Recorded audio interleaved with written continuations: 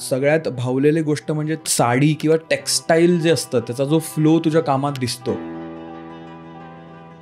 म्हणजे त्याचे जे काय फोल्ड्स असतील किंवा जे काय असतील ते एवढे नॅचरल वाटतात, म्हणजे जणू काय समोरच खरेच व्यक्ती ती उभी. त्यामुळे आय थिंक तुझ्याकडे ते कंपोजिशन म्हणा किंवा ते एक विजन आहे ह्या गोष्टींकडे बघण्याची. एखादा आउटफिट असू दे पण तो मांडायची पद्धत तुझी खूप एक सिग्नेचर आहे.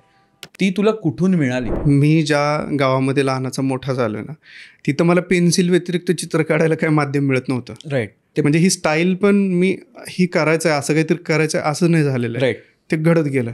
विविध लोकांकडे विविध देशांमध्ये तू केलेलं, तुझ्या हाताने निर्माण केलेली गोष्टी कलाकृती आहेत, पण ते आजही तुझ्या गावातनं निर्माण होतं आणि तरीही तू ग्लोबल पोचलास. हे जे आहे ना त्यातलं जे तुला बॅलन्स जो सापडलाय तो कमाल आहे. उसनं कुठनं तरी आणण्यापेक्षा जे जगतो, जे बघतो, जे भोगतो त्यातनंच जर आपल्या कलाकृतींमध्ये आलं तर ते जास्त जवळतं वाटतं. राईट. कमाल. तळ्याच्या आजूबाजूला खूप असं माळ रान येते, तिथं सूर्यफुलं मुश्किल आहे, ज्याला आपण मुरुम खडक म्हणतो ना, बरोबर तसं आहे.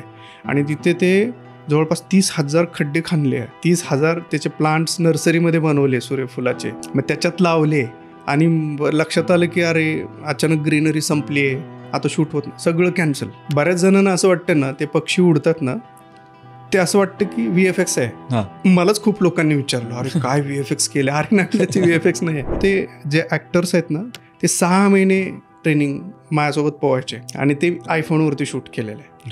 आणि मी आधी जायचो, मग ते उड्या मारायचे, मग मी त्यांना फॉलो करायचो, एका हातात कॅमेरा एका हातानेच असं त्यांना फॉलो करायचो. असं ते 4 तास. जेव्हा आपण वेगवेगळ्या विषयांना घेऊन कला करतो, कलाकृती बनवतो, तेव्हा मात्र आपण नकळत आपोआप त्याच्या इतका खोलीत जातो की स्वतःला हजारो प्रश्न आपण विचारलेले असतात. तू माणूस म्हणून कायस? जो खराच खूप प्रामाणिक कलावंत आहे ना, तो ह्या प्रश्नाचं उत्तर डेफिनेटली शोधतो. सातत्य म्हणजे विचारांनी.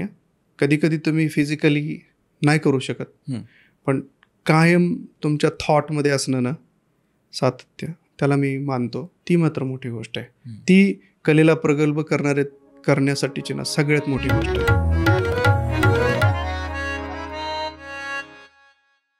नमस्कार मंडळी, वायफळच्या या नव्या कोऱ्या भागामध्ये मी सुयोग आणि प्राची तुमचं स्वागत करत आहोत. आज आपल्याबरोबर गप्पा मारायला आलेले आहेत अमेझिंगली टॅलेंटेड असे चित्रकार शशिकांत धोत्रे. शशिकांत धोत्रे यांची चित्र आपण टीझरमध्ये आत्ता पाहिलेलीच आहेत. त्याच्यात त्यांची एक विशिष्ट शैली आपल्याला बघायला मिळते. महाराष्ट्रातल्या परंपरा असू देत, वेशभूषा असू देत, गावागावातल्या विविध गोष्टी असू देत, त्यातले जे बारकावे असतात ते त्यांच्या चित्रातनं आपल्याला बघायला मिळतात.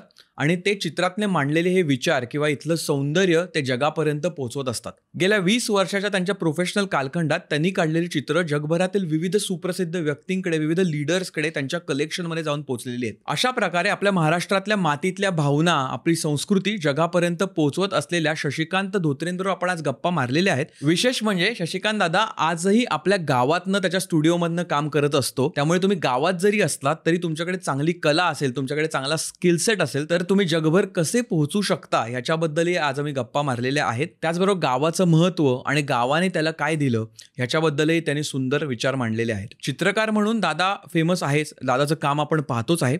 पण असा हा चित्रकार, सीझन्ड चित्रकार एखादा चित्रपट बनवतो तेव्हा काय होतं या भागात बोलता बोलता पण मी म्हटलंय की आपण जेव्हा त्याच्या गॅलरीत जातो ना, तेव्हा एक एक चित्र आपण त्याची पाहत असतो आणि आपण त्याच्या गॅलरीत फिरत असतो किंवा जिथे त्याचं एक्झिबिशन लागलं असेल तिथे आपण फिरत असतो. पण जेव्हा तो एखादी फिल्म बनवतो त्यावेळी जणू काही आपण एका ठिकाणी बसलोय आणि गॅलरी आपल्या समोरनं जाते असा आभास होऊ शकतो. आणि ते या चित्रपटांच्या फ्रेम्समधनंही आपल्याला दिसून येतंय. त्याच्याबद्दलही आपण आज गप्पा मारलेल्या आहेत. असं हे कलेला दुजोरा देणारं संभाषण चालू असतानाच बालपण याचंही महत्त्व आणि आता ते कसं हरवत चाललंय, शहरामध्ये बालपण कसं हरवत चाललंय आणि त्याचं किती महत्त्व आहे, ते किती भयंकर आहे, ते किती गंभीर आहे, याबद्दलही आम्ही काही चर्चा केलेली आहे. या भागात आपल्याला बरंच काही शिकायला मिळणार आहे, एक वेगळा पर्स्पेक्टिव्ह करणार आहे. एखादा कलाकार आयुष्यात कशा गोष्टी करतो याच्याबद्दलही खूप साऱ्या गोष्टी ऐकायला मिळणार आहेत. हा सुंदर भाग मी तुम्हाला दाखवण्यासाठी खूप एक्सायटेड आहे. पण तो भाग लावण्यापूर्वी जर का तुम्ही वायफळला सबस्क्राईब केलं नसेल तर पटकन सबस्क्राईब करून टाका. त्याच्या बाजूला बेल आयकन आहे तेही दाबून टाका, म्हणजे आम्ही विविध जे भाग बनवत असतो तुमच्यासाठी ते तुमच्यापर्यंत येऊन पोहोचतील. वायफळ पत्रव्यवहाराचा तुम्ही जर का भाग झाला नसाल तर त्याचीही लिंक डिस्क्रिप्शनमध्ये, तिकडे जाऊन रुजवा, म्हणजे मराठीतनं आम्ही ईमेल स्वरूपात तुम्हाला जी पत्र पाठवतो ती तुमच्यापर्यंत येत राहतील. वायफळ दुकान यावरही आपण सवलतीच्या दरात वायफळनेस असलेली काही गोष्टी उपलब्ध केलेल्या आहेत. त्याची लिंक डिस्क्रिप्शनमध्ये, तिकडे जाऊन पाहू शकता. ते तुम्ही विकत घेऊ शकता किंवा तुम्ही कोणाला तरी ते भेट देऊ शकता. वायफळ स्पेशल सुतारफेणी नावाचा आपला कथाकथनाचा आगळा वेगळा कार्यक्रम कार्यक्रम विविध शहरात होऊ घातलेला आहे. तुमच्या शहरात होत असेल तर नक्की या. त्याचेही डिटेल्स आपण डिस्क्रिप्शनमध्ये टाकलेले आहे. एवढंच बोलतो आणि सुरुवात करतो आजच्या वायफळ गप्पांच्या नव्या कोऱ्या भागाची with none other than Shashikant Dhotre. Let's go. Shashikant दादा, वायफळवर स्वागत आहे. कसं वाटतंय? नवीन मित्र मिळाल्याचा आनंद वाटतोय. अरे सिरियसली एकदम ओझं आलं माझ्यावर. ओझं नाही, पण तू जसं बोलला ना की तू एक्झिबिशन्स बघायला जातो, म्हणजे painting, sculptures, modern and contemporary art, जे पण काही, इथंच तू मित्र झाला माझा. बऱ्याचदा काय होतं, मी ज्या फील्डमध्ये काम करतो ना त्याशी संबंधित मला काही बोलायला तसे मित्र फार कमी मिळतात किंवा ते समजणार आहे. तर मग समोरच्याला काय हवं तसं मग मी राहतो जनरली. मग आत्ता जरा असं वाटलं की अरे हा बघायला जातो, ॲटलिस्ट हा बघतो, मग आपण काही गोष्टी याला शेअर करू शकतो. राईट. सो म्हणून त्या अर्थाने मी म्हटलं की खरंच एक मित्र मिळाल्याची पहिली भावना, मग बाकी स्वार्थ आणि काम ते पुढं. पण हे कमाल आहे, कारण की जसं प्राची आणि मगाशी आपण डिस्कस करत होतो की आम्ही असंच कालाघोडात फिरता फिरता तुझं आमच्या नजरेसमोर आलं आणि म्हटलं एकदम थांबलो. म्हटलं रे काय कमाल काम आहे. आतमध्ये जाऊन आम्ही ते सगळं बघितलं तिकडे त्यावेळी जे काय एक्झिबिट केलं होतं ते. आणि हे आम्ही बरेचदा केले. जसं म्हटलं मी 4-5 वेळा तरी गॅलरीत गेलो आणि पाहिलंय काम तुझं, आणि असं सोशल मीडियावर किंवा इकडे तिकडे पण पाहिलंय. पण आज काय माहीत आपलं सगळं कसं अलाईन झालं आणि थेट आपल्याला गप्पा मारता येतात. ते पहिले तर आम्ही फार शॉक्ड होत की हे कसं, कारण की आपला तसा डायरेक्ट कुठेही संबंध नाही आलाय, पण आज ह्या त्या कारणाने आपण इथे आलोय, त्यामुळे मला फार एक्साइटमेंट आहे. तसा हा योग भारीच आहे, कारण मी पण 7-8 वर्षानंतर आज पहिल्यांदा असं बोलायला आलो, ज्याला आपण इंटरव्ह्यू म्हणू, पॉडकास्ट म्हणू किंवा मग काही समजतो, पण व्यक्त व्हायला असं कॅमेऱ्यासमोर आलोय. आणि त्यात परत मग दुसरा योगायोग असा की तू ऑलरेडी बघितलेलं काम, माझं काम बघितलेलं होतंस, आणि तुला समजलं की ह्या माणसासोबत आपल्याला गप्पा मारायच्या आहेत. आणि काल मला जेव्हा समजलं की मला सुयोगसोबत बसायचे गप्पा मारायच्यात, तेव्हा मी काही गोष्टी सर्च केल्या तुझ्या आधीच्या. म्हणलं आता ठीक आहे, माहीत नाही कसं, पण आत्ता इथं बसल्याच्या नंतर जेव्हा मला समजलं की तुला माहिती आहे, तू बघितलेले आहेत माझे ते पेंटिंग्स वगैरे कालाघोड्याला स्टुडिओला, सो मला ती जवळीकता आधीच वाटली. आता मला वाटतं की मजा येईल पुढं जशा गप्पा जातील. सो मी मागाशी तुला बोललो, आत्ताही बोलतो की खूप अशा गोष्टी आहेत ज्या मी कधी बोललो नाही, पण आज बिनधास्त तुझ्यासोबत सगळ्या गोष्टी शेअर करेल. झकास. तर कलाकार आता 20-21 वर्ष प्रॅक्टिस आहे म्हणूया आपण सातत्याने प्रोफेशनली. तसं मी खूप 8 वर्षाचा होतो तेव्हापासून चित्र काढतोय. बरोबर. पण प्रोफेशनली 20-20 वर्ष आहे. बरोबर. तर मग कलाकार म्हणून काय आपल्या काय म्हणतात सवयी असतात, म्हणजे हॅबिट्स असतात आपल्या एक स्पेसिफिक, आणि त्यामुळे आपल्याला ज्या आपण गोष्टी करत असतो त्याच्यात आपल्याला एक पॅटर्न किंवा एक रिदम बसतो. तुझं मॉर्निंग रुटीन काय असतं सकाळी? फर्स्ट ऑफ ऑल मला सांग, तू सकाळी लवकर उठणारा माणूस आहेस की उशिराने उठणारा किंवा रात्रभर काम करणारा माणूस आहेस? कारण प्रत्येकाचा एक वेगळी स्टाईल असते आणि वेगळी पद्धत असते. हे भारी आहे. आता भारी प्रश्न तुझा. सिनेमाच्या नादाला लागायच्या आधी वेगळा होतो आणि सिनेमाच्या नादाला लागल्यापासून वेगळा आहे. आधी मी लवकर झोपायचो आणि लवकर उठायचो, किंवा मी काम करायलाच सकाळी खूप लवकर बसायचो. म्हणजे दिवस उजळायच्या आधी जशी प्रथा आपल्याकडं परंपरा आहे तसा मी होतो, आणि खूप सिस्टमॅटिक सगळं काही. रात्री जागत नव्हतं फार तर, अगदीच रेअर. आणि सिनेमाच्या नादाला लागल्यापासून आहे ना मलाच कळत नाही माझं काय चाललंय. म्हणजे मी कधी झोपतो, कधी उठतो, कधी काम करतो. एका गोष्टीचा मात्र आनंद आहे की ज्या गोष्टी आवडत होत्या लहानपणापासून आवडतात ते त्याच्यात माझा सगळा वेळ जातोय. मग त्याच्यात माझं शेड्यूल बिघडलं तरी हरकत नाही. राईट. पण मजा येते, खूप जास्त मजा येते, हे खरं आहे. कमाल. पण मग जेव्हा तू सकाळी उठून जेव्हा लवकरची तुझी दिनचर्या असायची तेव्हा तुझं काय रुटीन असायचं? सकाळी अशा काय 2-3 गोष्टी असतात का तू त्या रेग्युलरली करतो, किंवा उठल्यावर ह्या 1-2-3 गोष्टी मला केल्या तर माझा दिवस असा एकदम सेट होतो, असं काय आहे का? मुळात मी आर्टच्या थॉटमध्येच झोपायचो. झोपतानाच तो जे दिवसभर केलेला आहे ना तो काहीतरी थॉट सबकॉन्शियस माइंडमध्ये तो असायचा, आणि उठल्याबरोबर पण त्या थॉटमध्येच उठायचो. आणि परत त्याच्यासमोर बसायचो. मीच नाही, हे कुठल्याही आर्टिस्टच्या बाबतीत होतं की तो जेव्हा एखादी कलाकृती बनवायला घेतो ना, ती पूर्ण होईपर्यंत तो राहतो त्याच्यात, तो जगत असतो ती गोष्ट. राईट. आणि सेम तसंच माझंही व्हायचं.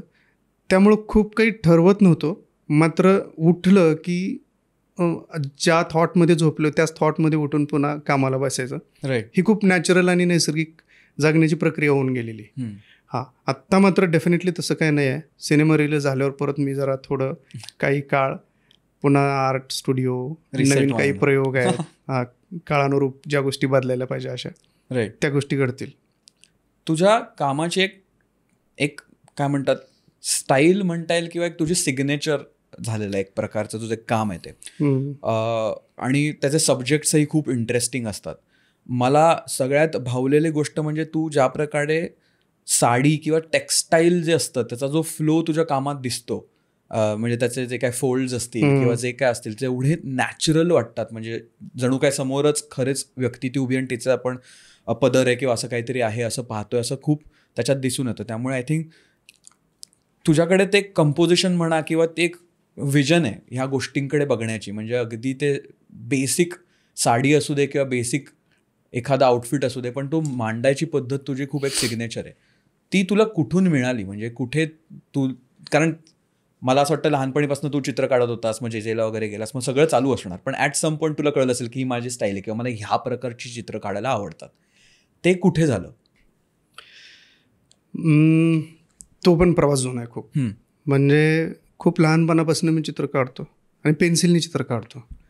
त्यात असं की मी ह्या आधी पण बऱ्याचदा बोललो आहे की मी ज्या गावामध्ये लहानाचा मोठा झालो आहे ना, तिथं मला पेन्सिल व्यतिरिक्त चित्र काढायला काही माध्यम मिळत नव्हतं. राईट.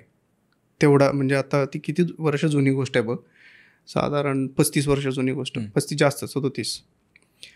तर त्यामुळं मग मी ती पेन्सिलमध्येच चित्र काढायचो. जेव्हा जेव्हा वाटेल ते पेन्सिलमध्येच, मग कशावर पण, नोटबुक, रेअरच नोटबुक, वही मिळत नव्हती तेव्हा, वर्तमानपत्र, तुकडे कुठेही मग रद्दीत पडलेले, किरड्यावर पडलेले, पण त्याच्यावरती चित्र काढत काढत काढत काढत त्या पेन्सिलचा सराव होत गेला. एकाच माध्यमामध्ये खूप खूप वर्ष चित्र काढल्यामुळं त्याचा सराव होत गेला आणि मग ते समजलंच नाही ते कधी त्या पेन्सिलचं रूपांतर स्टाईलमध्ये झालं. आणि स्टाईलमध्ये झाल्यावर पण काही 2-3 प्रदर्शनं झाली, काही पुरस्कार मिळाले आणि मग मी तेच करत गेलो आणि मग माझ्या लक्षात आलं की अरे आता एक आपली आयडेंटिटी तयार झालेली आहे. राईट. सो एवढं नैसर्गिक ते घडलंय, म्हणजे ते ठरवून झालेलं नाही. ते अगदी लहानपणापासून अनावधानानं माझ्या हातात आलेलं माध्यम आहे आणि तेच पुढं करत करत राहिलो. आता नक्कीच वेगवेगळे प्रयोग करतो वेगवेगळ्या माध्यमात मागच्या काही वर्षांपासून, पण पेन्सिल हे माध्यम ठरवून केलेलं नाही मी. ओके. ते म्हणजे ही स्टाईल पण मी ही करायचं आहे, असं काहीतरी करायचं आहे असं नाही झालेलं आहे. राईट. ते घडत गेलं. पण मग सब्जेक्ट सिलेक्शन बद्दल काय बोलशील? कारण की आपल्याला युजली काय म्हणता येईल, तुझ्या कलाकृतींचे जे सब्जेक्ट असतात तेही, कारण तेच सेंटर स्टेजवर असतात, तर ते त्या प्रकारचेच का निवडले गेले आहेत किंवा म्हणजे ते काय, म्हणजे त्याच्या मागे काय होतं? ते पण तसंच आहे. मला वाटतं नैसर्गिक, मी ज्या वातावरणात ज्या कल्चरमध्ये लहानाचा मोठा झालो ते कल्चर जास्त करून माझ्या चित्रांमध्ये दिसतं. आणि माझ्या चित्रांमध्ये ज्या प्रकारच्या साड्या असतात, स्पेशली तू जसं बोलला ना की त्याचं टेक्स्चर आणि ते, तर तशा साड्या माझ्या आई नेसायची, अजून पण नेसते. गावातल्या महिला तशा साड्या नेसायच्या आणि त्यांची केस विंचरायची पद्धत, बांधायची पद्धत, बसायची पद्धत, उभं राहायची पद्धत आणि डार्क आणि तशा लाईट्सच्या बाबतीत म्हणशील तर त्या आठवणी पण जुन्याच आहेत. म्हणजे मी 10 वर्ष 12-13 वर्ष तेव्हा लाईट एवढा नव्हता गावाकडं, एखादा बल्ब असायचा बरोबर फार तर घरामध्ये, तर त्या ज्या इमेजेस म्हणजे ती जी चित्र किंवा आठवणी छापल्या गेलेल्या आहेत ना माइंडमध्ये, ते इतक्या छान आणि इतक्या स्पष्ट आहेत अजून पण की त्या येत राहतात मधून चित्रांमध्ये. सो मला वैयक्तिक असं वाटतं की ते पण खूप नैसर्गिकच आहे. म्हणजे मी जसं बघतो, ज्या गोष्टी बघितल्या, ज्या गोष्टी माझ्या मनावरती मेंदूत छापल्या गेल्या, त्याच गोष्टी कलेतनं म्हणजे चित्रांमधनं बाहेर येत गेल्या आत्तापर्यंत. याचा अर्थ मी आधुनिक पद्धतीची चित्र काढली नाहीत असं नाही. आधुनिक पद्धत म्हणजे मॉडर्न कॉस्ट्युममधल्या मुली वगैरे रंगवले नाहीत असं नाही. पण त्याच्यात पण लाईट किंवा ती जी गोष्ट आहे मी मागाशी बोललो ना, ती कुठंतरी राहते. ती पण ठरवून नाही करत मी खरं. ते खूप आपसुक निघून जातं. असंच असावं, अशीच कॉम्पोजिशन असावी, असा लाईट असावा, एवढी डार्क स्पेस असावी. सो फार ठरवून नाही करत. आम्ही कधी कधी ठरवून करायला गेलो ना तर मग ते गडबड व्हायची शक्यता होते. असं झालंय बऱ्याचदा.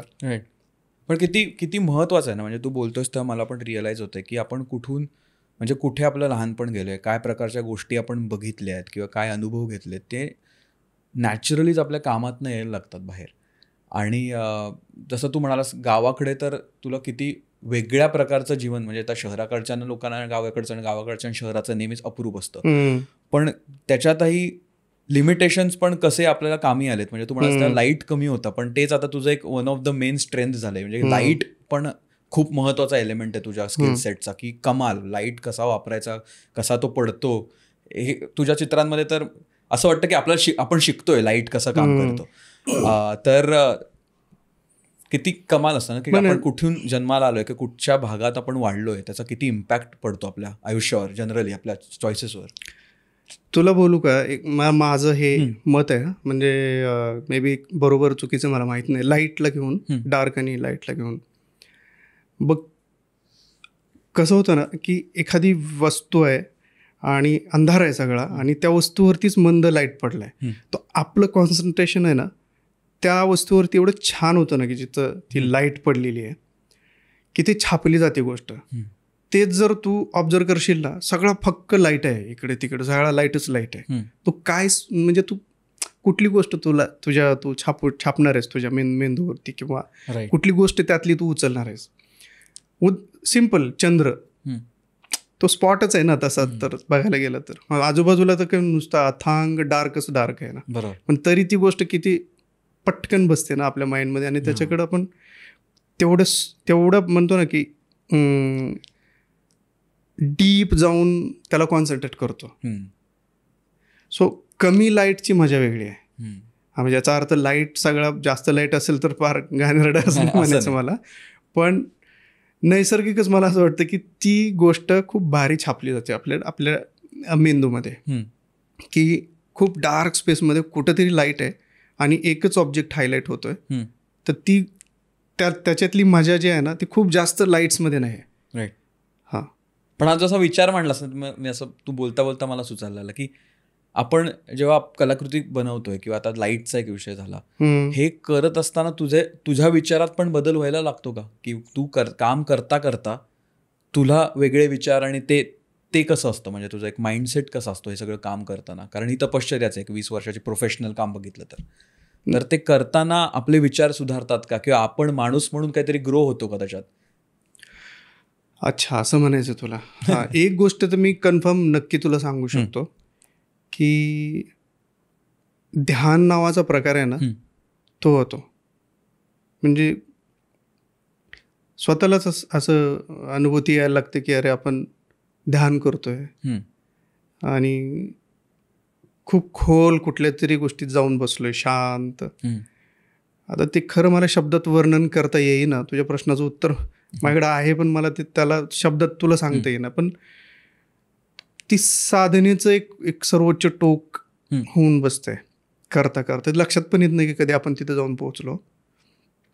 इव्हन त्यातनं बाहेर पण लवकर येत नाही. माझा तरी अनुभव असा आहे. जेव्हा बराच वेळ चित्राच्या समोर बसतो, काम करतो आणि तिथून उठतो ना, तर खूप वेळ, काही तास पण शांतच असतो. म्हणजे एक शब्द पण बोलू वाटत नाही. तर ती मजा त्याच्यात येते. ती एक गोष्ट तर अचीव होते एक साधना म्हणून किंवा पीस ह्याला घेऊन.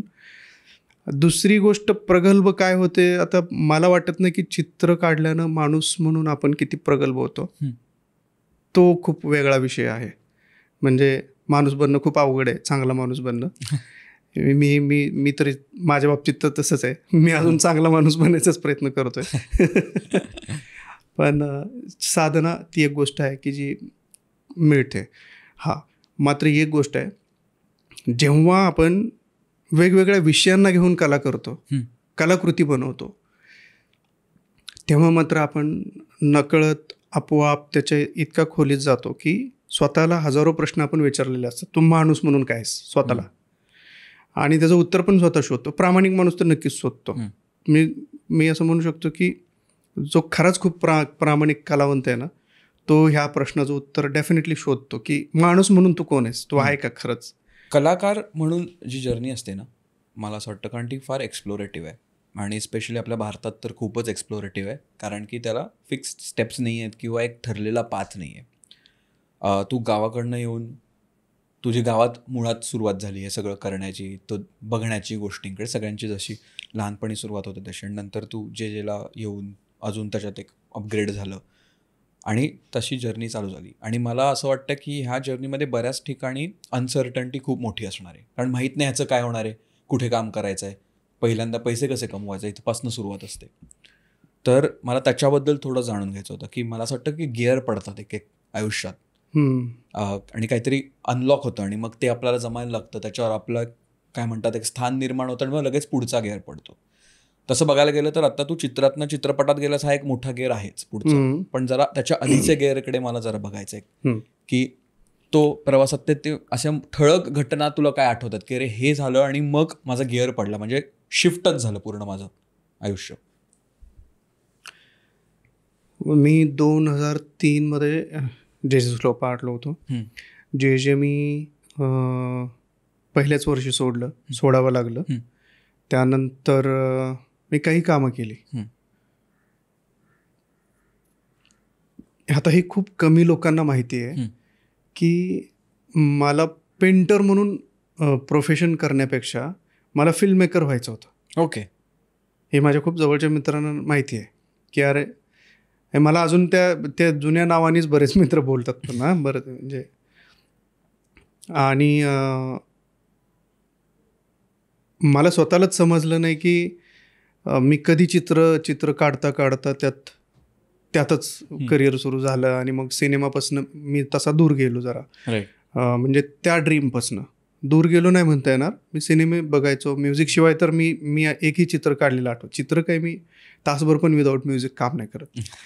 तर झालं असं की चित्र काढत राहायचो मी. माझ्याकडं जे साधन आहे पेन्सिल्स आणि पेपर, चित्र काढायचो. मला 2007 मध्ये पहिल्यांदा आर्ट सोसायटी ऑफ इंडियाचा पुरस्कार होता, आणि तिथून जरा चेंज झालं. म्हणजे त्याचे पैसे मिळाले.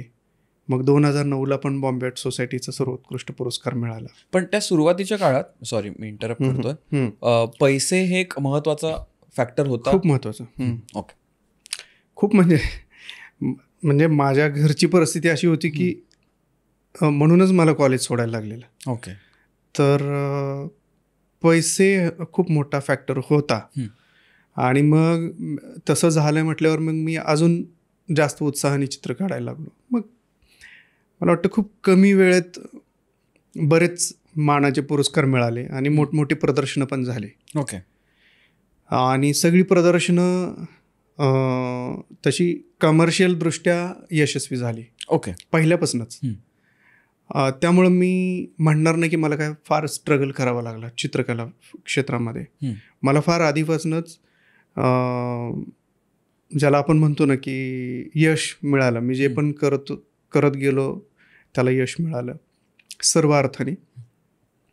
आणि मग मी त्याच्यात रमत गेलो. इतका रमलो म्हणजे अनेक वर्ष मग मी पेंटिंग्स असंच राहिलं. आणि मग मागच्या काही वर्षांपासून मग मात्र मला असं वाटायला लागलं की अरे जे काही लहानपणापासूनचं माझं स्वप्न होतं सिनेमाला घेऊन, ते आता पूर्ण करायचं. आणि मग ती जर्नी. ते काय अट्रॅक्शन होतं सिनेमाचं?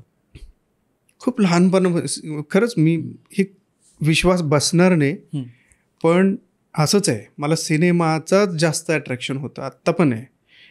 पेंटिंग ही इंडिव्हिज्युअल आहे, म्हणजे माझ्या वैयक्तिक मी ती गोष्ट जगतो, ह्याच्यात काहीच दुमत नाही. आणि मी आत्ता पण सिनेमापेक्षा पेंटिंगमध्येच जास्त रमतो. कारण ती इंडिव्हिज्युअल आहे ना.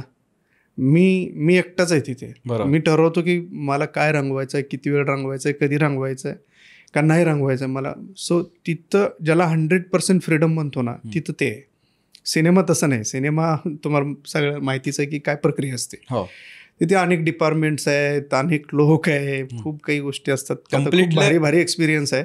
एकदम असं टोक आहे दोन्ही. म्हणजे एकच साम्य आहे दोन्हीमध्ये, ज्याच्यामुळे मला मजा येते हे करायला. ते साम्य आहे व्हिज्युअल आर्ट. म्हणजे मी एक व्हिज्युअल आर्टिस्ट आहे, चित्रकार आहे, आणि ह्याला पण मी एक व्हिज्युअल आर्टिस्ट समजतो. बरोबर. तर त्यामुळं तो जो धागा आहे ना, तो खूप मोठा आहे. त्यामुळे मला मजा येते दोन्हीकडे. मात्र कसं एक्सप्लेनच करता येत नाही मला की ह्याच्यातलं करायला गेलं तर परत तेच आहे की ह्या गोष्टी खूप प्रॅक्टिकली वेगळ्या आहेत, राईट, इमोशनल लेवलला वेगळ्या आहेत, आणि ह्या गोष्टी पण प्रॅक्टिकल लेवलला वेगळ्या आहेत, इमोशनल लेवलला वेगळ्या आहेत. राईट. तर सो दोन्ही गोष्टी दोन जागी जरी असल्या तरी माझ्यासाठी त्या एकाच गठोड्यात बांधलेल्या म्हणतो ना आपण, गाठोड्यात बांधलेल्या गोष्टी आहेत. बरोबर. पण मला त्याच्यावर फॉलोअप प्रश्न असा आहे की तो हे अजून एक गेअर टाकतो आपण. तर तो आत्मविश्वास जो आहे की आता मी चित्र काढतोच आहे, पण आता मी चित्रपट बनवणार आहे, कारण हा प्रोड्यूस पण केलाय आणि डिरेक्ट केलेलाच आहे, कथा पण. तर मग तो आत्मविश्वासाचं श्रेय कशाला जातं की ह्या क्षणी मला वाटलं की आता ह्याच्यात उतरावं, कारण बऱ्याच गोष्टी अलाईन व्हायला लागतात त्याच्यासाठी ना, आणि एवढ्या जबाबदाऱ्या तर त्याही निभावायला लागतात. असं उठून मी उद्या चित्रपट बनवला डायरेक्ट असं होऊ शकत नाही. तर ते कशाला जाईल? ते कॉन्फिडन्स नावाची जी गोष्ट आहे ना, मी कशाही परिस्थितीत जरी वाढलेलो असलो तरी तो लहानपणापासून खूप टोकाचा आहे माझ्याकडे.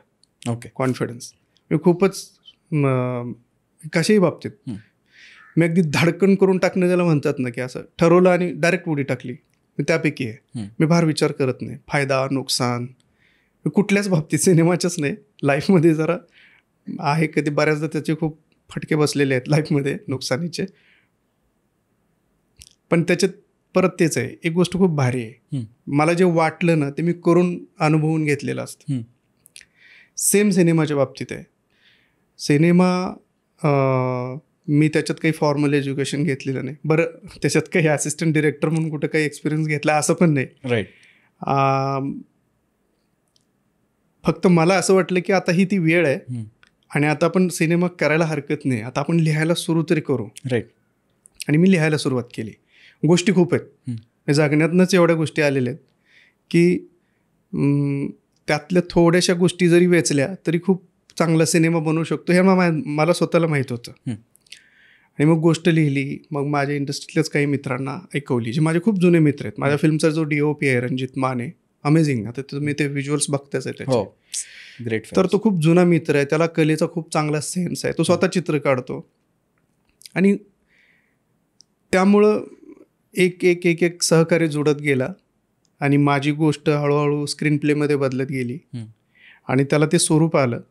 बाकी काही प्रोड्युसर किंवा ह्या गोष्टींचं तर काही नव्हतंच. म्हणजे तो काही वेगळा स्ट्रगल ती इथं पण तो नाहीच आहे. म्हणजे सेम चित्रांच्या बाबतीत जे बोललो ना की सुरुवात केली आणि यश मिळत गेलं. राईट. आता इथं यश अपयश खरंच मला पर्वा नाही आहे. म्हणजे इथं परत तेच आहे की मला वाटलं मला ते करायचं होतं, त्याची मी मजा घेतली, ते कलाकृती बनवली मी, माझ्या सगळ्या टीमनी, सगळ्यांच्या कष्टामुळे हे शक्य झालं आहे. तो आनंद सगळ्यात मोठा आहे माझ्यासाठी. आता तो रिलीज होईल, लोकांना किती आवडेल, कसं आवडेल, का आवडणार नाही, काय म्हणजे फ्रँकली मी त्या गोष्टीचा विचार करत नाही आत्ता. राईट. ह्याच्यावर पण तुमचा विश्वास बसणार नाही. मात्र तुला एक लोकांपर्यंत पोहोचवायचं ह्याच्यासाठी सध्या झटतोय, हे मात्र आहे की यार आपण जे काही केलंय ना, आपण एक चित्रकार म्हणून किंवा माझे सहकारी मित्र बरेच, त्याच्यात 3-4 डिपार्टमेंटचे मला वाटतं HOD जे पासआउटचेच होते सगळे. त्यामुळे एक वेगळं पॅकेज आहे. राईट. व्हिज्युअली एक वेगळी गोष्ट आहे. म्हणजे त्या ज्या माझ्या चित्रांमध्ये आहेत, बरं, माझं गाव, माझं कल्चर, मी अनुभवलेल्या गोष्टी त्याच सिनेमात पण आहे. खूप छोट्या छोट्या गोष्टी आहेत ज्या तुम्ही आता गाण्यात बघताय, टीजरमध्ये बघताय.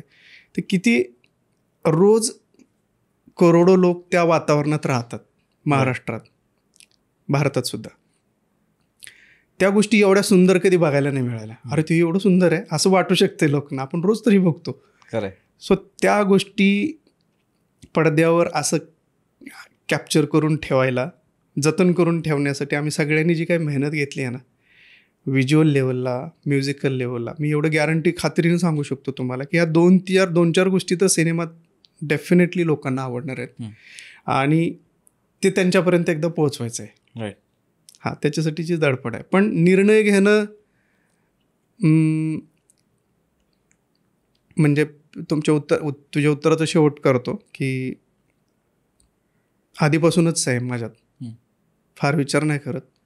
म्हणजे हे कसं करू माहीत नाही, काही नाही, उडी मारायची, वाटलं करून टाकायचं.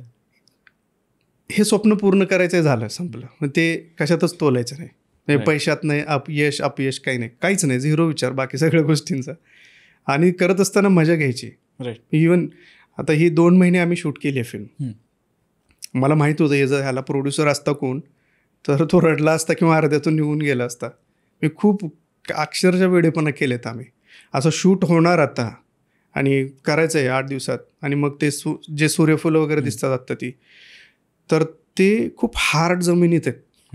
म्हणजे तळ्याच्या आजूबाजूला खूप असं माळ रान येते, तिथं सूर्यफुलं मुश्किल आहे. कारण तिथं ज्याला आपण मुरुम खडक म्हणतो ना, बरोबर तसं आहे. आणि तिथे ते जवळपास 30,000 खड्डे खणले आहे माणसांनी, एक खड्डा, आणि त्याच्यामध्ये परत काळी माती आणून टाकली आहे. 30,000 त्याचे प्लांट्स नर्सरीमध्ये बनवले सूर्यफुलाचे, मग त्याच्यात लावले आणि मग त्याला जतन केलं. आणि लक्षात आलं की अरे अचानक ग्रीनरी संपली आहे, आता शूट होत नाही, सगळं कॅन्सल, पुढच्या वर्षी करायचं आता. असं एवढं काही केलेलं आहे. त्यामुळे ते असंच पाहिजेच्या ह्याच्यामध्ये 2 महिने आम्ही ते करत होतो. आपण आत्ता ते जेव्हा बघतो मला समाधान होतं की मजा आली, जाऊ दे. आपण काय 2 महिने काय, अजून 3 महिने पण शूट केले असतो मी, पण अर्धवटपेक्षा जे हवं ते मिळालंय ना, बस आपण स्वतः समाधानी आहे. ही मला वाटतं सगळ्यात मोठी गोष्ट आहे माझ्यासाठी तरी, किंवा कुठल्याही आर्टिस्टसाठी असायला पाहिजे.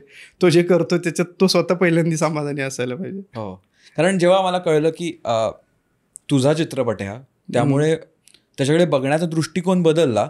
पण त्या फ्रेम्स बघितल्यावर, जसं मगाशी आपण बोलतो आणि प्राची पण म्हणाले की जेव्हा फ्रेम्स बघतो ना तेव्हा कळतं की तुझं काम आहे, कारण की त्याच्या मागचा जो थॉट आहे किंवा जसं आता मगाशीच आपण बोलता एक सुंदर तू उदाहरण दिलंस की लाईट कोणत्या गोष्टींना आयसोलेट करू शकतो. चंद्राचं एक उदाहरण दिलंस तू की लाईट पण कसं एखादी गोष्ट खूप चांगल्या प्रकारे हायलाईट करू शकतो.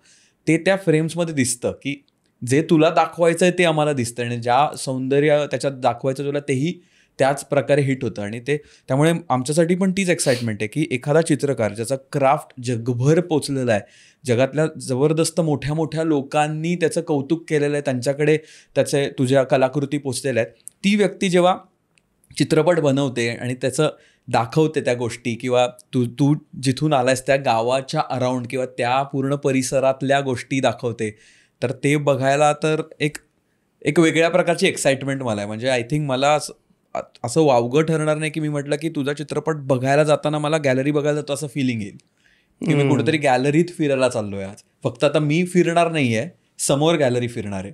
तर ती एक मला त्याचा झोन असावा असं आत्ता मला वाटतंय. ऑफकोर्स क्युरिओसिटी आहे, जेव्हा बघीन तेव्हा कळेल. पण कमाल, मला ही सूर्यफुलाची गोष्ट माहिती नव्हती. म्हटलं क्रेझी आहे. ती फ्रेममध्ये ते पक्षी पण उडतात, ती जी फ्रेम आहे. बऱ्याच जणांना असं वाटतं ना, ते पक्षी उडतात ना, ते असं वाटतं की VFX आहे. हां, मलाच खूप लोकांनी विचारलं, अरे काय VFX केले? अरे नाही, त्याची VFX नाही आहे. ते त्याची गंमत सांगतो. तिथं नाईट शूट होतं ते, आणि तो सगळा लाईट अरेंज करा, खूप वेळ लागला. 12 वाजून गेले. मी आणि माझे मित्र, DOP मित्र आणि अविनाश साऊंड डिझायनर, आम्ही बसलेलो गप्पा मारत ना, आणि त्या पक्ष्याकडे बघून मला एक थॉट आला. म्हणजे त्याच्यात एक असं हे मस्त आहे, ते दोघं त्याच्यातले जे प्रमुख पात्र आहेत ना, ते पळत पळत जातात त्या सूर्यफुलातनं. तर काजवा पकडायचा असतो त्यांना. तर तो काजवा पकडताना पक्षी उडतात, आणि तो म्हणजे पक्षी काजव्याला वाचवतात थोडक्यात. पकडतात, हां, असं पकडतात, पक्षी उडतात, आणि ते पक्ष्यांना बघेपर्यंत काजवा उडून जातो, असं होतं. हे आधी नव्हतं. मग ते तिथं जागेवर सुचलेलं आहे. मी फक्त जरा पक्ष्यांना त्रास दिला आहे त्या शॉटसाठी. मी ॲटम बॉम्ब आणायला लावला पोरांना. म्हटलं गावाकडनं कोणतं जाऊन एक फटाक्याचा तो ॲटम बॉम्बचा बॉक्स घेऊन या. आणि तिथे एक जण खूप बसवला आत जाऊन.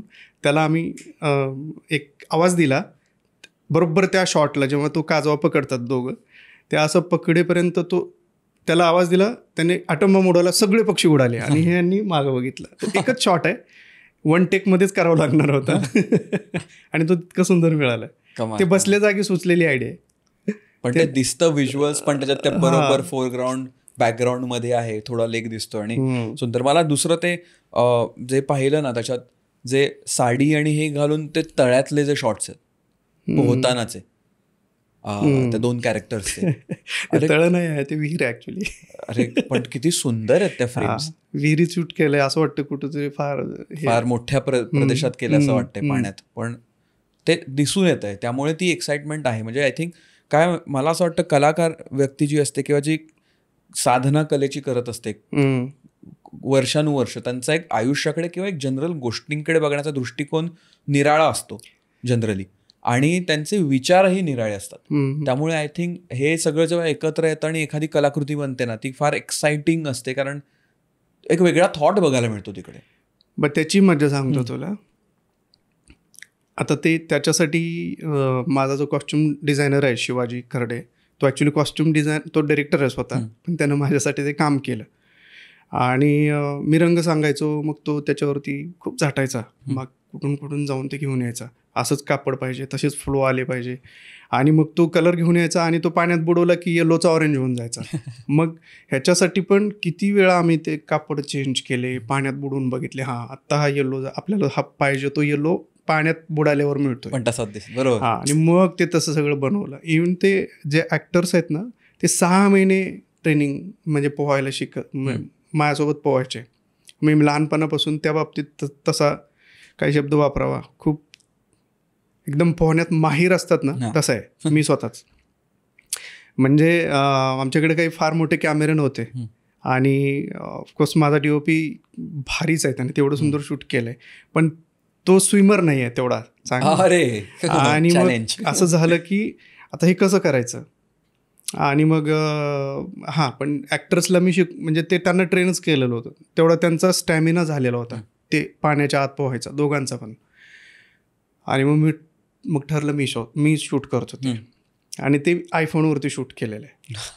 ते पाण्याचे सिक्वेन्स खालचे, ते एका हातात म्हणजे पाण्यापासून 5-6 फुटावरती दोघं, त्यांच्यापासून जवळपास तेवढंच अंतर मी खाली. शपथ. आणि मी आधी जायचो, मग ते उड्या मारायचे, मग मी त्यांना फॉलो करायचो, एका हातात कॅमेरा एका हातानेच असं त्यांना फॉलो करायचो. असं ते 4 तास सलग पाण्याच्या आत ते शूट केलेलं आहे. अरे म्हणजे 4 तासातले मी थोडा वेळ प्रत्येक वेळेस 1 मिनिट असं अंडर वॉटर जर मी बुडलेल्याचा वेळ काउंट केला तर 4 तासातले 60 मिनिटे 1 तास तरी मी आत होतो पाण्याच्या खाली. पण ती भावना काय होती तेव्हा ते संपला अख्खा तो शूट? खूप मजा आली. ॲक्च्युली ते टीजरमध्ये दिसत नाही तुम्हाला, पण ते जेव्हा फिल्ममध्ये जे ॲक्च्युअल गाणं आहे ना त्याच्यामध्ये दिसेल की तो मुलगा, ते दोघं पण इतके भारी पोहले आहेत ना, आतल्यात असं बुडून स्पीडमध्ये पोहून गोल फिरत असे. माहीत नाही मला ते इतकं ते गाणं आता ते काय कुठल्या सिच्युएशनला आलं नाही सांगणार, राईट. पण मला तिथं चान्स होता माझी क्रिएटिव्हिटी दाखवायला किंवा तशा इमेजेस घ्यायला, तशा थॉटला घेऊन शूट करायला. त्यामुळे त्या गाण्यामध्ये मी ते करून टाकलं सगळं. कमाल. बाकीच्या गाण्यांमध्ये कसं बाकीची गाणी गोष्ट पुढे घेऊन जातात अशी सगळी होती, पण ते एक गाणं होतं ना की ते मला चान्स होता. आणि ते अजून खूप गोष्टी आहेत अंडर वॉटर व्यतिरिक्त, ते अजून आलेलं नाही बाहेर. हळूहळू येईल ते, आता चित्रपटात बघायला मिळेलच. हे पण मला खूप काय म्हणतात इंट्रिगिंग किंवा एक खूपच इंटरेस्टिंग वाटतं की एखादी व्यक्ती जिला ह्या क्षेत्राची, एका पर्टिक्युलर क्षेत्राची फार बॅकग्राऊंड नाही आहे, ती व्यक्ती जेव्हा त्या क्षेत्रात करते ना तेव्हा तिचा गोष्टी करण्याची पद्धत पण फार वेगळी असते. म्हणजे जेव्हा तू म्हणालास की तू एडी पण नव्हतास तर माहित नाही मग डिरेक्ट कसं करायचं, कारण युजली असिस्टंट डिरेक्टर असल्यावर थोडं तरी कळतं की बा कसा प्रोजेक्ट असतो, कसे बनवतात, कसं लोकांशी बोलायचं, किती लोक असतात. तू तर पूर्ण individual work to direct team वर्कमध्ये, पण तेव्हा ते खूप इंटरेस्टिंग आहे की ती व्यक्ती त्या सेगमेंटमधली नाही आहे किंवा त्या डोमेनमधली नाही आणि ती जेव्हा तिकडे येते तेव्हा ती वेगळ्या प्रकारे हाताळते गोष्टी. तर त्याचंही एक वेगळं मिश्रण आपल्याला बघायला मिळतं किंवा कामही वेगळ्या पद्धतीने होतं.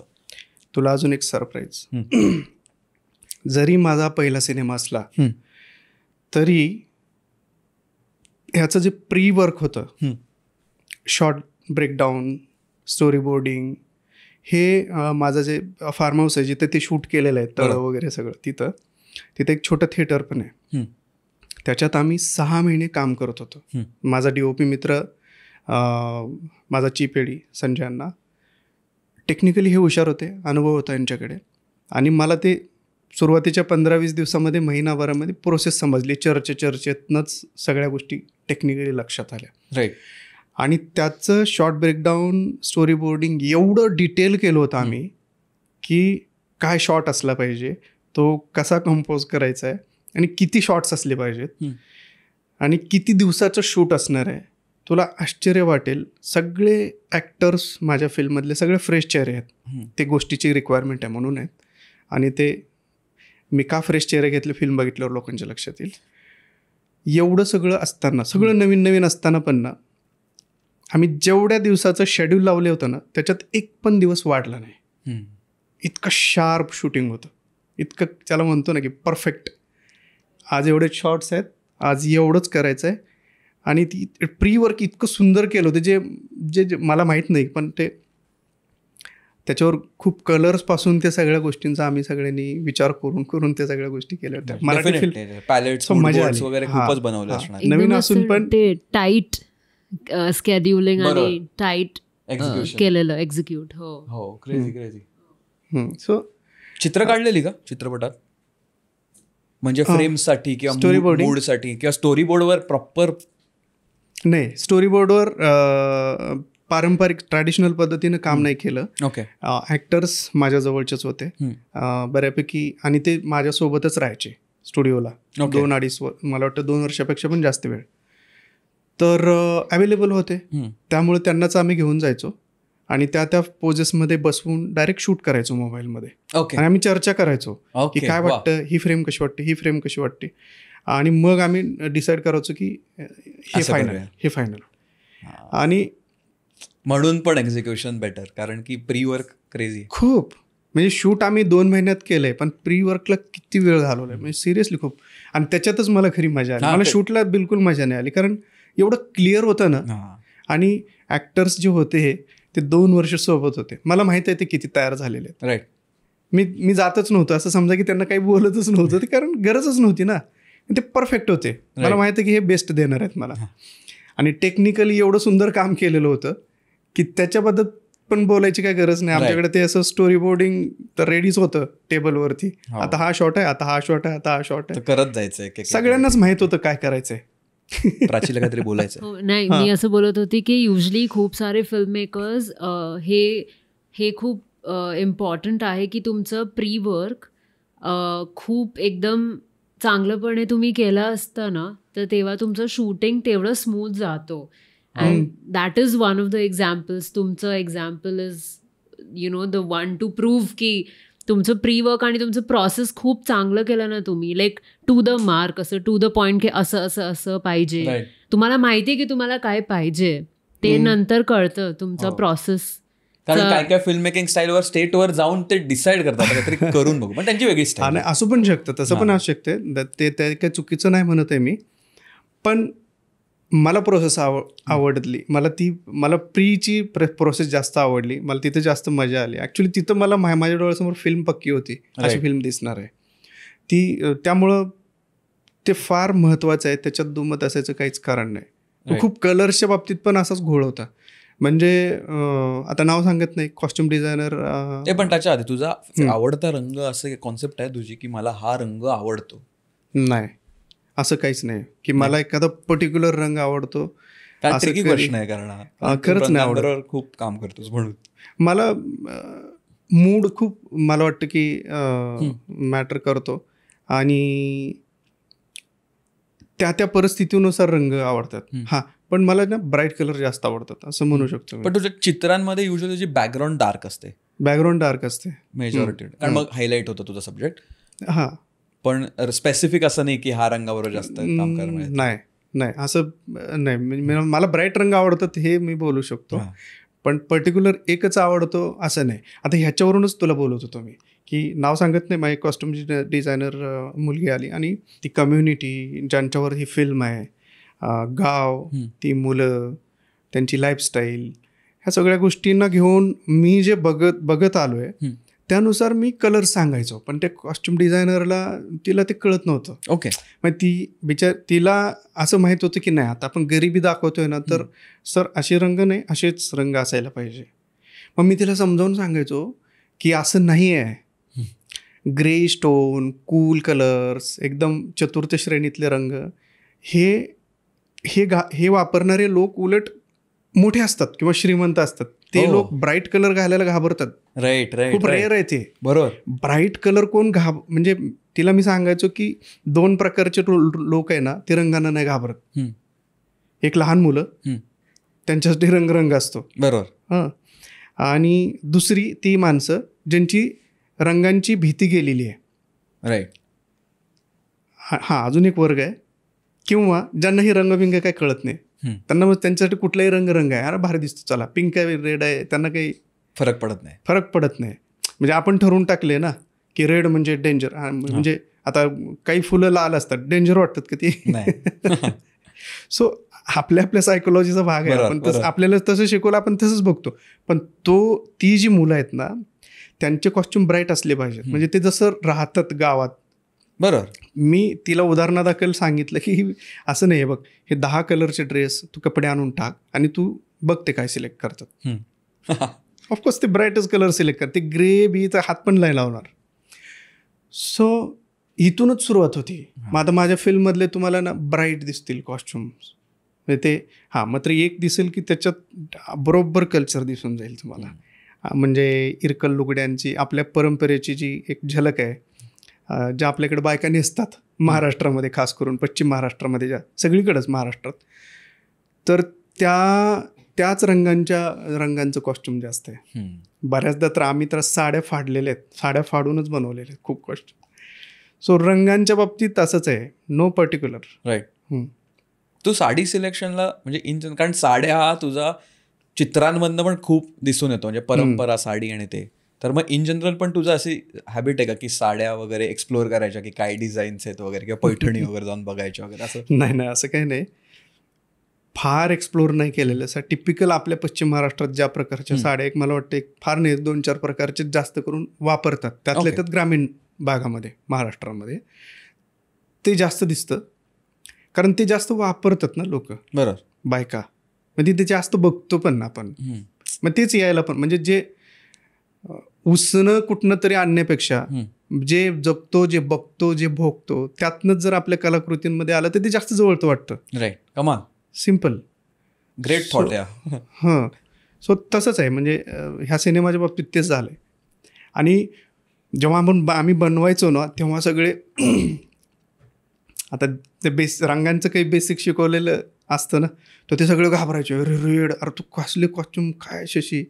आणि नेमकं आता जेव्हा टीजर आउट झालं, गाणं आउट झालं ना, 1000तल्या मॅक्झिमम कमेंट्स ह्या त्या ब्युटिफुल काय कलर्स दिसतात ह्याच्यावर आहे, कारण ते त्यांना आपलं वाटायला लागलं ना. राईट. बरोबर. सिम्पल.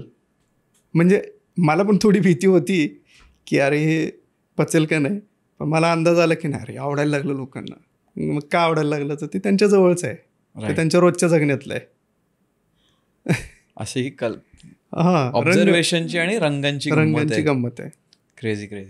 खूप एक्साइटिंग आहे हे सगळं. हां, मला आपल्याकडं कुठला पण सिनेमा बघा, गरीब दाखवलं ना, गरीब असला तर की त्याला एकदम ग्रे, मळकट असे काही कपडे देऊन टाकतात. तसं नाहीच आहे. माझं ऑब्झर्वेशन तर तसंच नाहीच आहे बिलकुल. उलट ब्राईट कलर घालायची हिंमत फक्त तेच करतात. खूप रेअर आहे की आपण अप्पर क्लास किंवा श्रीमंत लोकांमध्ये बघतो की जे ब्राईट असे काही कलर्स वापरतात. नाहीतर ते खूप ते शोधून ग्रे स्टोन, एकदम सेटल कलर. रंगांच्या बाबतीत नेमकं उलट सिनेमात दिसतं आपल्याला, जे नाही आहे रिअलिटीत तसं. राईट. बोलता एकतर चित्रपट जो तू बनवलायस तो गावाचा आहे आणि तुझ्या गावाच्या अराउंडचा, त्या परिसरातला आहे. तुझं लहानपण गावात गेलेलं आहे आणि आत्ता तू जे काम करतोयस, म्हणजे चित्रकलेचं सुद्धा जे काम करतोयस, तो तुझा स्टुडिओ आहे जिथे तू काम करतोस ॲक्च्युली, तोही तुझ्या गावात आहे. तर गावाचं खूपच तुझ्या आयुष्यात महत्त्व आहे असं म्हणता येईल, म्हणजे काय वावगं ठरणार नाही, कारण आहेच. तर त्याच्याबद्दल मला सांग ना, की का अट्टहास हा, की गावाच्याच अराउंड असणं आणि म्हणजे पहिला चित्रपट हा एक असू शकतो की गावाच्या जवळचा आहे, पण तुझं काम हे गावात का असतं आणि तुझा स्टुडिओसुद्धा तू गावातच का ठेवला आहेस? एक पर्टिक्युलर कारण सांगता येणार नाही, पण सगळ्यात पहिलं मूळ तिथल्या आठवणी. ओके. म्हणजे त्याच गावात माझं बालपण गेलेलं आहे आणि सुदैवानं माझ्या एज ग्रुपच्या प्रत्येक मुलांना बालपण जगायला मिळालं आहे, पण तुला पण ते मिळालं असेल. मग तिथल्या ज्या आठवणी आहेत ना, मग सगळ्या शाळेला दांडी मारून गावातून बोंबलत फिरणं, उन्हाडक्या करणं, नदीत पोहायला जाणं, विहिरींमध्ये पोहायला जाणं, आमच्याकडे तळी आहेत, तळ्यात पोहायला जाणं, छोटी छोटी कॅनॉल आहे आमच्याकडे, कॅनॉलमध्ये पोहायला जाणं, मोहोळ झाडायला जाणं. मोहोळ झाडायला म्हणजे माहीत आहे ना, नाही. मधमाशा उठवून मध काढणं, ओके. तो प्रकार. अशा कितीतरी उन्हाडक्या करत फिरायचा त्या रानोमाळ सगळ्या गोष्टींमध्ये. आणि अशा खूप गोष्टी आहेत, सांगायला गेलो तर खेळ पण असे इतके आहेत की आता तर ते खेळच लुप्त झाले, लुप्त म्हणजे दिसतच नाही. हां, तर त्या सगळ्या आठवणी कायम अशा राहिल्या आहेत मनामध्ये, इतक्या गोड आठवणी आहेत ना. आणि जेव्हा मी शहरांमध्ये असतो, मी असं नाही की मी फक्त गावातच असतो, शहरांमध्ये राहतो, फिरतो खूप भारताबाहेर, पण आपोआप तिकडं ओढला जातो मी. त्याचं एक कारण सांगतो खूप स्ट्रॉंग, जे सगळ्यात गंभीर आहे असं मला वाटते. ओके. की जेव्हा मी शहरात येतो ना, कुठल्याही शहरात जाऊ दे, तिथे एक सगळ्यात मोठी गोष्ट आहे जी हरवली आहे आणि जी खूप भारी असते. हे माणूस किती थकलेला असो, विचारात असो, कुठल्याही परिस्थितीत असो, लहान मुलांना बघितलं ना त्याला खूप भारी वाटतं. मी कोणी असो असं मला वाटतंय. आणि नेमकं आहे ना, शहरांमधल्या मुलांना बघितल्यावर मला ते नाही वाटत, कारण त्यांच्यातलं बालपण आहे ना पूर्णपणे मारून टाकले आपण. म्हणजे त्यांना रोबो बनवलं अक्षरशः, म्हणजे चालते फिरते रोबोज बनवून टाकले. मी खूप कदाचित मोठं बोलतोय, कोणाला वाईट वाटलं तर माफी पण मागतो, पण मला असंच दिसतंय की आपण शहरांमध्ये जी मुलं आहेत त्या मुलांचं बालपण पूर्णपणे मारून टाकले. मग जेव्हा स्वतः थोडं नॉस्टॅल्जिया म्हणतो ना आपण, काही गोष्टी आठवायला लागल्या ना, मग इथं तसं काही दिसतच नाही की ज्याच्याकडे बघून आपण ते का ना मानसिक समाधान वाटावं. प्रत्येक घरात मुलं तर असणार आणि तुम्ही जिथं जाल तिथं तेच बघायला मिळतं. खूप रोबोटिक लाईफ, मशीनसारखी, आणि फक्त व्यवसाय व्यवसाय व्यवसाय. गरजेचा पण येतो, पण तो किती असावा, तिथे कुठं थांबावं हे काही कदाचित आपल्याला कळत नाही. पण गावाकडं अजून ते टिकून आहे. राईट. म्हणजे 100% नाही म्हणत, तिथेही खूप गोष्टी बदलून गेलेल्या आहेत आत्ता, पण किमान त्यांना ऊन माहिती आहे, त्यांना वारा माहिती आहे, त्यांना पाऊस माहिती आहे, त्यांना नद्या माहिती आहेत, त्यांना सगळं माहिती आहे. म्हणजे तिथे त्या शाळेमध्ये शिकणाऱ्या मुलांना वेगवेगळ्या गोष्टी माहिती आहेत. म्हणजे गरिबी माहिती आहे, शेतकऱ्याचं कसं असतं माहिती आहे, गावातल्या वेगवेगळ्या पर्टिक्युलर भागांमध्ये वेगवेगळ्या समाजातली मुलं, काय प्रश्न आहेत कोणाचे, काय समस्या असतात, हे त्या मुलांना तिथं बघायला मिळतं, शिकायला मिळतं. ते त्याला परिपक्व होणं म्हणतो आपण. ते सगळं हरवलं आहे. मी आहे ना त्या गावामध्ये ह्या गोष्टी शोधत असतो. मी जेव्हा प्रवास करतो माझ्या स्टुडिओच्या रोडला कुठेही ना, मला त्या गोष्टी मला स्वतःला भारी वाटते की अरे आपण इथे किती मस्त जगलो. इवन साजना फिल्ममध्ये पण खूप गोष्टी अशा आहेत की ज्या आत्ताच्या यूथला पण आवडतील आणि 60-70 वर्षाच्या वयाच्या माणसांनाही आवडतील. कारण मला त्याच्यातला एक धागा महत्त्वाचा वाटतो, इमोशनल, की जो प्रत्येकाचा तिथे आहे. सो हे एक सगळ्यात महत्त्वाचं कारण आहे की नकळत मी गावाकडे ओढला जातो. कारण मी वैयक्तिक 100% कमर्शियल नाही होऊ शकत. ओके. व्यावसायिक. मग जेव्हा मला अशा डील करायचे असतात ना, तेवढ्यापुरतं मी मग शहरात जातो, ती माझी कामं करतो, कामापुरतंच असतो. आणि मग मला जेव्हा माझं जगायचं असतं तेव्हा मी माझ्या वातावरणात जातो. मग तिथं तीच माझी माणसं असतात, तीच जुनी लोक, जुनी मित्र. काही गोष्टी मला ज्या निसटून गेलेल्या आहेत आयुष्यातनं त्या तिथं बघायला मिळतात आत्ताही. म्हणून गाव. क्रेझी. कारण की आणि इम्पॅक्टफुल काय याच्यातलं, तू गावात होतास, तू गावातनं शहरात आलास, तुझं स्थान निर्माण झालं आणि तू अजूनही गावातनं काम करतोस. जसं मी मल्टिपल टाइम्स म्हणालो एपिसोडमध्ये की तुझं काम जगभर पोचलेलं आहे.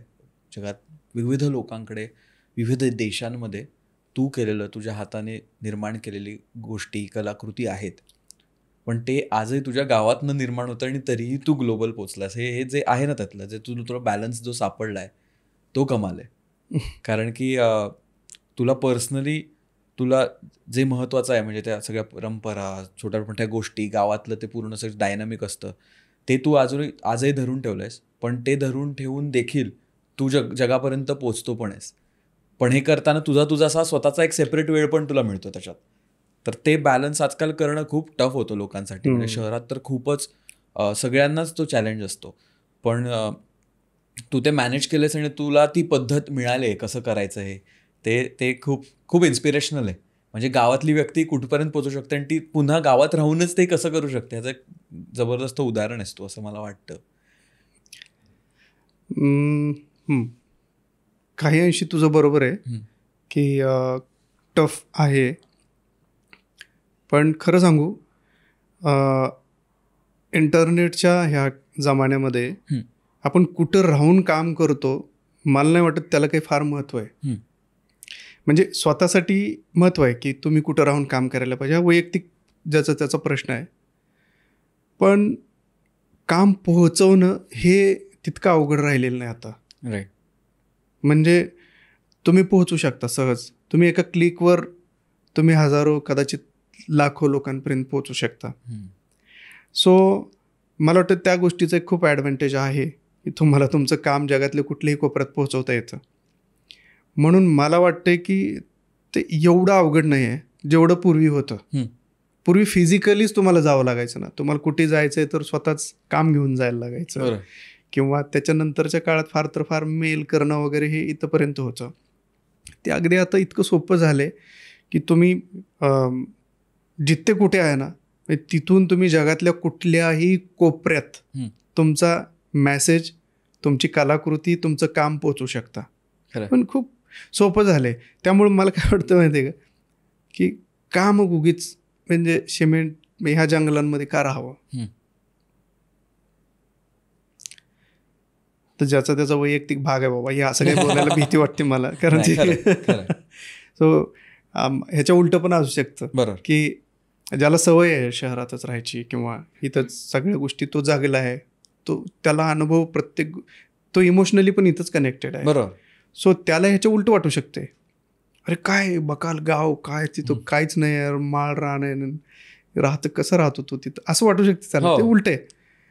पण आता मग ते परत दोघांचे दोन वेगवेगळे पर्स्पेक्टिव्ह आहेत जीवनाकडे बघण्याचे. मात्र एक मी गॅरंटीनं सांगतो की शहरांमधल्या बाकी सगळ्या गोष्टी ठीक आहे, तुमचा व्यवसाय, तुम्ही तुमच्या व्यवसायासाठी करायला लागणाऱ्या तुमच्या गोष्टी, एक गोष्ट खूप गंभीर आहे, इथल्या लहान मुलांचं त्यांचं जे बालपण आपण मारून टाकले ना पूर्णपणे, ती मात्र गोष्ट मी कधीच ॲक्सेप्ट करणार नाही. किंवा मी बाकी सगळं ओके बा ठीक आहे, तू तुझ्या लाईफकडे बघ, पण ही खूप वाईट गोष्ट आहे.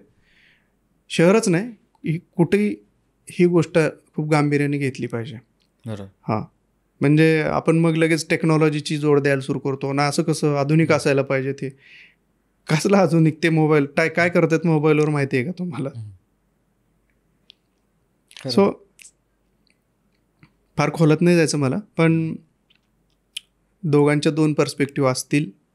पण मी गावाकडे राहून काम करतो आत्तापर्यंत तरी, पुढचं मला माहीत नाही. आणि गमतीचा भाग परत वरून हाच आहे की लोकांना असं वाटतं की गावाकडं राहून एवढं सगळं केलं वगैरे किती ग्रेट काम आहे वगैरे. बऱ्याचदा असं वाटणं साहजिक पण आहे, पण फ्रँकली मला नाही वाटत. हे मी ह्याच्यासाठी बोलतो आहे की खूप लोकांना, खूप नवीन कलावंतांना, मग ते चित्रकार असो, शिल्पकार असो, की अजून वेगवेगळे टॅलेंट्स आहेत लोकांकडं, तर त्यांना असं वाटतं की आपण कुठंतरी खूप मोठ्या शहरात जाऊन राहिलो, तिथं जाऊनच काम केलं तरच सगळ्या काही गोष्टी घडतात. असं बिलकुल नाही. ह्यात सगळ्यात मोठी गोष्ट आहे तुमचं काम. ते दर्जेदार असायला पाहिजे. मग तुम्ही कुठेही राहून करा. मस्त. क्राफ्ट ते दर्जेदार असायला पाहिजे. तुम्ही कुठे राहून करा, काहीच फरक पडत नाही. जगास. तर अशा गावाच्या अराउंड तू कथा लिहिलीस आणि त्या कथेचं चित्रपटात रूपांतर झालं आणि मेजॉरिटी वर्क इज डन. आता हे पोचवणं लोकांपर्यंत त्याच्या सगळं म्हणजे चालू आहे. प्रोसेसमधला सगळ्यात लक्षात राहील असा फेज कोणता होता? प्रीमधला नको, आता पोस्टमधला सांग. कारण प्री आय थिंक इन जनरलच तुला खूप मजा आली प्री प्रोडक्शनमध्ये आणि त्या सगळ्या गोष्टी करताना. पण चित्रपट बांधताना जेव्हा शूटिंग वगैरे सगळं चालू होतं त्याच्यातले आपण 2-3 क्षणांबद्दल तर बोललोय, त्याची मॅजिकल इफेक्ट तो कसा आला. पण आत्ता तुझ्या टॉप ऑफ द हेड असं आठवतंय असं काय होतं जे काही तुला प्रचंडच मजा आली? मला पोस्टमध्ये सगळ्यात जास्त मजा आली कलर ग्रेडला. ओके. आणि तिथं जेव्हा मी त्या लॅबमध्ये ते जे आर्टिस्ट होते आणि माझा जो आमच्या फिल्मचा जो DOP आहे रणजित, ते त्यांचं काम खरं तर ते त्यांचं काम आहे, ते डायरेक्टरचं काम नाही आहे. पण चित्रकार असल्यामुळे त्या दोघांनी मला तो फ्रीडम दिला. आणि मग जेव्हा आम्ही बसलो आणि तिथं काहीच होऊन गेलं, म्हणजे अरे याला एवढं सुंदर करू शकतो आपण.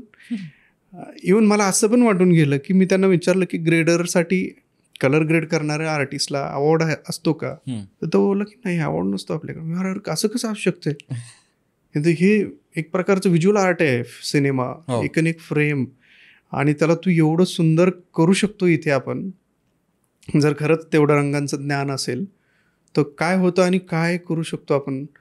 असं कसं, ही खूप इम्पॉर्टंट डिपार्टमेंट आहे. म्हणजे त्याच्यावर आमचे काही डिस्कशन झाले.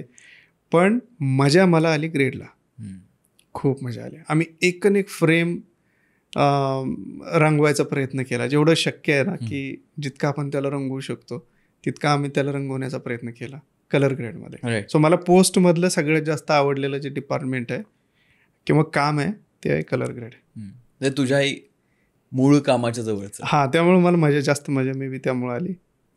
आणि अनएक्सपेक्ट, मलाच माहीत नव्हतं की ही एवढं काही करता येतं, आपण एवढं करू शकतो बा. कारण ते शूट करताना पण आम्हाला नव्हतं वाटलं की हे एवढं सुंदर दिसू शकते. राईट. म्हणजे आता त्या गाण्यामध्ये तुम्हाला ते दिसत असेल की कॅक्टस आहेत, एक गायरान आहे ज्याला गावाकडे आम्ही गायरान म्हणतो आणि त्याला गावाकडे कॅक्टस नाही म्हणत, केकताड म्हणतो. ओके. सो वेगवेगळ्या जिल्ह्यात वेगवेगळ्या ठिकाणी त्याला अजून वेगवेगळे शब्द असू शकतात. पण निवडुंग, ते काटेरी, तर ते तसे नसतात वस्तुस्थितीत. पण ते ग्रेडमध्ये आम्ही त्याची एवढी मजा घेतली, त्याला एवढं सुंदर त्याला टोरकाईज ब्लू केलं आणि ते गवताला पण आम्ही खूप सुंदर इतकं रंगवलं की ते असं वाव, असं वाटतं की अरे इथं जाऊन फिरावं आपण, की एवढं छान लोकेशन्स. आणि थोडक्यात झालं काय की आपली एक संकल्पना आहे किंवा आपण असं एक डोक्यात धरून ठेवलं की स्वित्झर्लंड किंवा असे डोंगर, झरे, धबधबे म्हणजे सौंदर्य. सो आता ते आहेच, सौंदर्य आहेच आहे ते, ऑफकोर्स ते पण आहे. पण जिथं राहतो आपण, जो मला वाटतं की मॅक्झिमम भारताची लोकसंख्या ज्या ज्या ठिकाणी राहते तिथं कुठं झरे, धबधरे आणि काय, ते रोजच्या ज्या जिथं राहतात, पठार असेल, काटेरी झाडं असतील, ते पण सुंदर आहेत ना. हो, ते पण छान दिसू शकतात. तेच आहे ह्या फिल्ममध्ये. तुम्ही रोज जिथं राहता त्याच गोष्टी आहेत, पण ते एवढे छान टिपले आहेत ना की ते बघताना असं वाटेल की अरे आपण ते हे आपलं आहे आणि किती गोड आहे जिथं आपण रोज राहतो. राईट. साधेपणातलं सौंदर्य असा काहीतरी प्रकार आहे. आणि ही माझ्या ग्रेडमध्ये आली. त्याला रंगवायला मलाच माहीत नव्हतं की एवढं असं काहीतरी होणार आहे. आणि तिथं ते मला समजलं की अरे हे इंटरेस्टिंग आहे. ग्रेड म्हणजे मला शाळेत ते रंगभरण असायचं ना आपल्याला चित्रकला आणि रंगभरणचं असायचं ते स्पर्धा असायची, ते रंग भरायचं त्याच्यात फक्त. तीच प्रक्रिया आहे, फक्त अनुभवाने इथे येते एवढंच आहे. मग तो सराव सुटतो. आपण नाही, मी तर जनरली जेवढ्या लोकांना भेटतो ना, जवळपास सगळे लोक म्हणतात मी पण चित्र काढायचो. मग मला हे ऐकून वाईट वाटतं की तू काढायचं मग का नाही काढत. हा, त्याच्यात काही काही गोष्टी खूप गंभीर असतात की काही मुलं खरंच एवढी अमेझिंग आर्टिस्ट असतात लहान असताना. त्यांना त्यांचे पालक ठरवतात त्यांनी काय करायचं. चित्र काढून काय करणार आहे, झालं. मग त्याला काय बनवतील माहीत नाही, त्याला कुठल्या दिशेला घेऊन जातील माहीत नाही. आणि मग ना तो हा होतो ना तो होतो. काही यशस्वी पण होत असतील वेगवेगळ्या क्षेत्रात, पण ती खंत कायमस्वरूपी मनात घेऊन जगतात. मला त्या लोकांबद्दल एक वाईट वाटतं. चित्र काढायची, कोणती कला करायची. हो ना. नाही आहे असं बरेच मला दिसतात उदाहरणं समोर. पण आय थिंक हळूहळू आपण जसं याच्याबद्दल बोलू किंवा इन जनरल कॉन्व्हर्सेशन्स होतील किंवा पुढच्या पिढी याच्याकडे बघतील, त्याने तो कदाचित फरक हळूहळू पडायला लागेल असं वाटतंय मला. कारण की आत्ताच आपण बघितलं ना, आत्ताची पिढी पण खूप मिक्स्ड गोष्टी आता करायला लागलेत. म्हणजे मला असं वाटतं की आता आपलीच पिढी बघा किंवा माझीच पिढी बघितलं तर मी इंजिनिअरिंगची बॅकग्राऊंड, डिझाईनचं मास्टर्स आहे, पण आता मी दुसऱ्या क्षेत्रांमध्ये पण बऱ्याच गोष्टी करतोय. तर पुढची जी पिढी त्याच्यात खूपच लवकर दिसते की ते मल्टिपल सेक्शन्समध्ये काम करायला लागलेत. तर आय होप ते होईल पुढे आणि अजून एक्सप्लोर होईल की ज्यांना जे आवडतं तेही करता येईल. आणि हळूहळू कळायला आता थोडं कळायला लागलं. म्हणजे अगदी माझी मावशीच माझ्या भावाला एकदा सांगत होते, कझिन लहान भाऊ आहे, मावस भाऊ, त्याला सांगत होते अरे तू का नाही सिरियसली यूट्यूब व्हिडिओ बनवत, म्हणजे कन्सिस्टंटली बनवलंस तर तुलाही काहीतरी त्याच्यात मिळेल. म्हणजे असं अशा विविध क्षेत्रांकडे पण आता बघायला लागले, ऍक्सेप्टन्स वाढायला लागलाय. तर होपफुली अजून वाढेल तो. मला वाटतं पुश करायला पाहिजे. कारण तुम्ही एक क्रिएटिव्ह ब्रेनला डायरेक्ट कुलूप घालता. जिथं क्षमता दिसते ना तिथे तरी किमान असं करायला नाही पाहिजे. बरं. असं समजा की खूप आहे बाबा, 1000 मुलं आहेत, त्यांना असं वाटतं की मला आर्ट आवडतं, मला चित्र आवडतात. पण कधी कधी ना काय होतं की त्यातली काही जण खरंच असे असतात की ते खूप टॅलेंटेड असतात. आणि त्याला आता असं राहिलं नाही की तुम्ही आर्टिस्ट बनणार तर मग ते कोण विकत घेणार किंवा बेसिक प्रश्न सुरू असतात. पालकांच्या डोक्यात काय असतं की तो त्याच्या पायावर उभं राहायला पाहिजे, तू किमान तुझा उदरनिर्वाह करायला पाहिजे. ओके, तर मला असं वाटतं की खरंच ज्याच्याकडे टॅलेंट आहे ना त्याला तुम्ही पुश करा. हा सल्ला माझा पालकांसाठी आहे.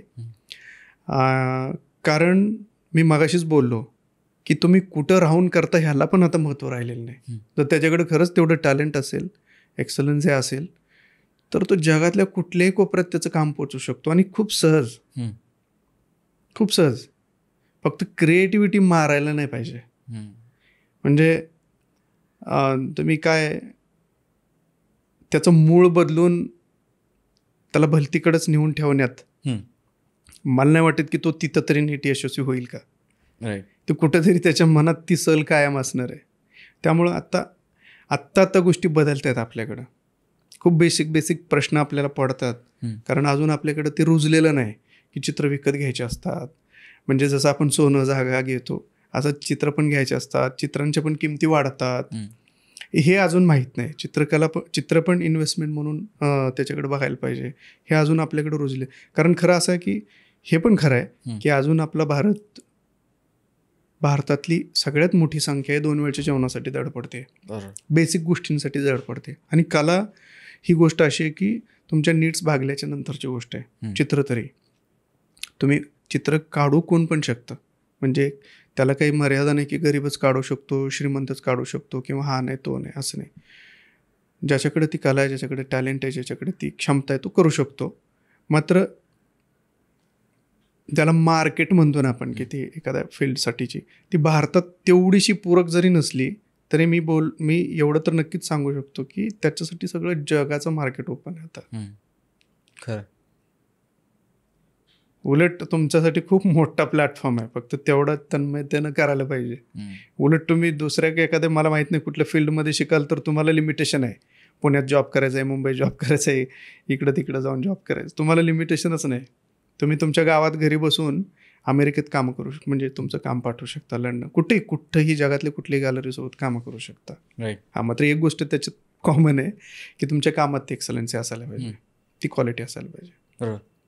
हे सगळं करत असताना मला ह्याच्यावर एक फॉलोअप प्रश्न आहे की हे जे आपण आत्ता करतोय किंवा कलाकृती मांडणं किंवा हे जे करणं आहे किंवा चित्रकला आहे, हे करत असताना आत्ताचं जे तू उदाहरण आपण जे म्हणत होतो की शहरात असताना जेव्हा तुम्ही जॉब करता तुम्हाला लिमिटेशन्स आहेत, पण तुम्ही जेव्हा क्रिएटिव्ह फील्डमध्ये तुमचं करता तेव्हा तेवढे लिमिटेशन्स नाही आहेत. पण हे करत असताना एक शिस्त सुद्धा लावावी लागते असं मला वाटतं. कारण की बरेचदा आपणच आपलं करत असतो तेव्हा आपल्याला ना कोणी करायला सांगितलंय ना कोण थांबलंय, आपल्याला जेव्हा सुचेल तेव्हा असा एक झोन होऊ शकतो की मला आज तर मजा नाही, आज मला फील नाही येते, मग मी नाही करणार, असं होऊ शकतं. तर शिस्त हे खूप महत्वाची आणि तू हे सातत्याने करतोस, तर त्याच्याबद्दल काहीतरी सांगशील का की ही सेल्फ डिसिप्लिन किंवा आपलं पण कला आपली जी करतोय त्याच्यातही आपण किती बेटर होऊ शकतो, त्याच्याकडे त्याचा कल आणि ती शिस्त कशी येते किंवा तू कसं हाताळतोस हे सगळं? ह्याचं मूळ आहे ना स्वभावात आहे. तुझा स्वभाव कसा आहे प्रत्येकाचा वेगळा आहे ना. कोण मूळ स्वभावानेच डिसिप्लिन्ड असतो, कोण स्वभावानेच खूप केअरलेस असतो, किंवा कसंही प्रत्येकाचा स्वभाव वेगळा आहे. कोण खूप बोल्ड असतो आणि ते त्याच्या कलेत तर दिसतं पण. बरोबर. तो त्यानुसारच वागणार. म्हणजे मला आत्तापर्यंतच्या अनुभवातनं मी एवढं तर नक्की सांगू शकतो की ती एकच गोष्ट अशी आहे जी बदलू शकत नाही. जे मूळ स्वभाव असतो ना आपला, जो आलाय जेनेटिक जीन्समधनं, तो बदलू नाही शकत. विचार बदलणे वेगळी गोष्ट, सवयीत काही प्रमाणात बदल होऊ शकतात, पण ती जी मूळ गोष्ट आहे ना आतली, ती बरोबर बाहेर येते. त्यामुळं डिसिप्लिन ह्या गोष्टीवर मी खूप बघतोय. आत्ता मी फिल्म बनवत असताना तर ना माझ्या आजूबाजूला वेगवेगळ्या डिपार्टमेंटचे माणसं, लोक, फार वाटत असतं की ह्यानं असं करावं, त्यानं तसं करावं. हे परत ते आपल्या अपेक्षा असतात, ह्यानं असं करावं, त्यानं तसं, आणि ते परत आपणच दुःखी होऊन बसतो की ह्यानं असं नाही केलं, तसं नाही केलं. मग ते हळूहळू अपेक्षा सोडून दिलेलं जास्त बरं आहे. म्हणजे ते काय किमान जे होईल ते होईल. परत लक्षात येतं की अरे नाही, त्याचा दोष नाही आहे, तो त्याचा स्वभाव आहे, तो त्याच्यातनं कुठून तरी आला आहे त्याच्याकडं. आणि बऱ्याचदा असं असतं की स्वतः गोंजारतो पण स्वतःच्या स्वभावाला. राईट. खूप कमी लोक असतात की काही प्रमाणात त्याला कंट्रोल करतात. ते खूप कमी लोकांना जमतं. पण आर्ट फिल्ममध्ये डिसिप्लिन खूप रेअर बघायला मिळते, फाईन आर्टमध्ये तरी. आणि कारण तिथं जरा नाही, मला जसं हवं तसंच असा तो माझ्यात पण आहे ॲक्च्युली, फ्रँकली खरं सांगतो. कारण नाहीतर मी प्रोड्युसर घेतला असता, किंवा मी खूप ओव्हर बजेट झाली ही फिल्म आणि मला त्याचं काहीच वाटत नाही, खरंच सांगतो. त्याचं कारण असं वाटत नाही कारण मला जे हवं ते मिळालं ना, मला नसतं मिळालं तर मग मात्र वाटलं असतं. राईट. तो थोडा कलावंत असतो, थोडा हट्टी किंवा रिझल्ट ओरिएंटेड म्हणतो ना, तसा असतो. मात्र डिसिप्लिन किती असतो त्याच्याबद्दल मला जरा शंका आहे. कोणी आर्टिस्ट, जसं तुझा प्रश्न होता ना मूळ, मे बी अदर फील्डसाठी ते लागू होत असेल शिस्त.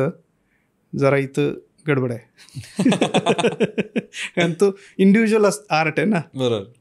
मग त्याला काही हेच नाही, त्याला कोण बॉस नाही, त्याला काही मर्यादा नाही, कुणाचं काहीच नाही, वेळेचं बंधन नाही. तो त्यामुळं तो आपल्या जगाचा राजा होऊन गेलेला असतो. त्यामुळे तिथं जरा डिसिप्लिनची गडबड होते. पण सातत्याने केल्यावर कदाचित over period of time body of work बनतं. सातत्य ही हा शब्द मोठा आहे कलेतला. सातत्य म्हणजे विचारांनी, कधी कधी तुम्ही फिजिकली नाही करू शकत, पण कायम तुमच्या थॉटमध्ये असणं ना सातत्य, त्याला मी मानतो. ती मात्र मोठी गोष्ट आहे. ती कलेला प्रगल्भ करण्यासाठीची ना सगळ्यात मोठी गोष्ट आहे. ते आहे.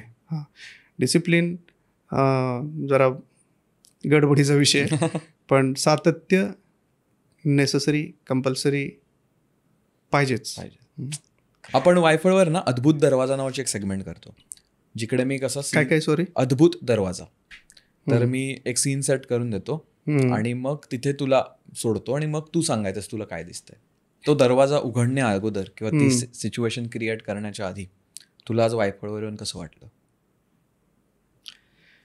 मी सुरुवातीलाच बोललो की फार वर्षानंतर मी असं बसलोय आणि मला कुणीतरी विचारतंय, मी बोलतोय, हे 7-8 वर्षानंतर झालंय.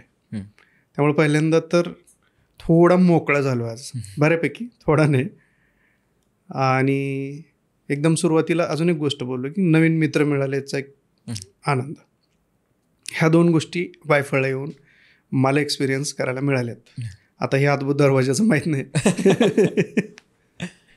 पण इन जनरल तुला असं वाटतं? इन जनरल असं वाटतं जगास. कारण आम्हालाही जसं म्हटलं की तुझी ओळख ही तुझे चित्र पाहून तुझी एक काय म्हणतात की मेंटल इमेज तयार झाली होती ना डोक्यामध्ये, ती चित्र काढणारा हा माणूस.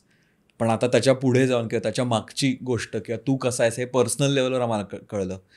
आणि जसं मला तुला एक प्रश्न विचारायचा, सॉरी ब्रेक करतो. काय विचार बिंदास. कसं वाटलं पर्सनल लेवलला? असं नाही, पर्सनल लेवलला कसं वाटलं? कारण मगाशीच बोलता बोलता ऍक्च्युली हा मुद्दा आपण कव्हर केला होता की कलाकृती करत असताना ना आपण काहीतरी सादर करतो, आपण काहीतरी बनवतो ना, त्याच्यामुळे आपण व्यक्तीनं भेटतो आणि मग त्याच्यातनं काहीतरी नवीन गोष्टी आपल्या आयुष्यात येतात किंवा नवीन काहीतरी दृष्टिकोन किंवा काहीतरी एक ऍड होतं आपल्या आयुष्यात. आणि असंच मला आता बोलता बोलता पण तेच जाणवलं की हे कलाकृती करतोय म्हणून आज आपले तारे मॅच झालेत आणि आज आपण बोलतो. आणि त्याच्यामुळे मला अजून सुंदर, जसं तुझ्या पर्सनली काय म्हणतात थॉट प्रोसेस असेल, गावाचं महत्व असेल, बालपण त्याचं महत्व, ह्याच्याबद्दल तू सुंदररित्या बोललास. गावात असूनही जगात पोहोचू शकतो कसं, आणि तू ते करून दाखवलंस, ते किती आता सोपं झालं आणि कशा प्रकारे ते हाताळलं पाहिजे, बरेच जबरदस्त मोठे विषय तू मांडलेस. ते अगदी शहरी जीवन किंवा जो कॉन्ट्रास्ट बघायला मिळतो आपल्याला की रस्त्यावरती काय चाललंय ते देश कुठे चाललाय किंवा इन जनरल रस्त्यावर काय चाललंय ते डेव्हलपमेंट काय चाललंय, हे ह्याच्यातली जी तफावत बघतो आपण पर्सनल लेवलवर, ह्याचे सुंदर सुंदर विषय तू मांडलेस. त्यामुळे वेगवेगळे फ्लेवर्स बघायला मिळाले. त्यामुळे त्याच्यात मला मजा आली. आणि प्लस जे म्हटलं नाही, एखादा चित्रकार जो चित्रपट बनवायला जातो त्यावेळी ते काय मॅजिकल असू शकतं आणि ते का मॅजिकल असू शकतं हे आजच्या गप्पांमुळे अजून जास्त जाणवलं. जसं ते आपण सीन पण जे ब्रेकडाऊन करत गेलो, जे आपण ठरवलं नव्हतं पण अचानक आपण त्याच्यात गेलो की हे कसं झालं, बिहाइंड द सीन काय होता याचा, अंडर वॉटर काय होतं. त्यामुळे ते एक आता चित्रपट बघताना पण मला एक तो वेगळा अँगल येणार आहे आणि त्यामुळे ती मला अजून जास्त मजा येणार आहे. त्यामुळे मला तर फार मजा आली तुला भेटून आणि खूप जबरदस्त एकदम छान अनुभव होता. आता अद्भुत दरवाजाकडे जाऊया आपण. अद्भुत दरवाजा, ओके. तू तुझ्या त्या लेकच्या जवळ जिकडे ते शूट झालंय, पक्षी उडालेत, तो वाला सीन. आणि तिथे ना हे काही होऊ शकतं तर पण आता बसवतोय तुझं एक पेंटिंग, तू काढलेलं एक चित्र आपण ठेवलंय तिथे, म्हणजे मांडलंय. बॅकग्राऊंडला लेक आहे, लेकच्या समोर तुझं चित्र आहे आणि चित्रावर लाईट थोडा दिलाय सो दॅट आपलं अटेन्शन त्या चित्राकडे पण जाईल.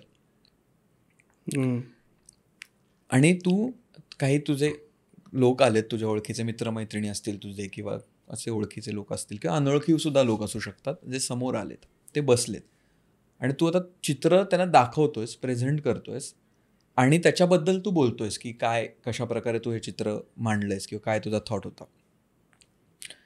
हे करत असताना अचानक त्या चित्रातली जी व्यक्तिरेखा आहे किंवा जे कॅरेक्टर आहे ते चित्रातनं बाहेर येतं चालत आणि ते तुझ्यासमोर येऊन उभं राहतं. आणि तू जसं त्या चित्राला रेखाटलंस त्याच पूर्ण सौंदर्य आणि ते सुंदररित्या ती व्यक्ती समोर येऊन तुझ्या आता उभी राहते. आणि तुझ्यासाठी पण हे खूप अद्भुत झालं की अरे हे काय, असं कसं बाहेर आली ही व्यक्ती. आता ह्याचा कॉन्टेक्स्ट जो आता मी विचार करतो ना सिच्युएशनचा, त्याचा कॉन्टेक्स्ट असा आहे की एक चित्र बनताना त्याच्यात खूप काळ जातो. म्हणजे त्या चित्राच्या सानिध्यात तू आधी राहिलायस, कदाचित तू विचार मांडलेस, कदाचित तू विचार केलेस, पण ते सगळे तुझ्या बाजूने होते. आता ही सिच्युएशन तू इमॅजिन कर, ही सेटिंग इमॅजिन कर आणि ह्याच्यात ती आलेली व्यक्ती आणि तू ह्यांच्यामध्ये काय कॉन्व्हर्सेशन होईल, काय बोलशील, काय विचारशील किंवा काय असेल ते जिथे तू काढलेली व्यक्तीला तुला भेटायला मिळतंय. डन. तर अशी सुरू करू. अद्भुत दरवाजा. चला फक्त 1 मिनिट द्या.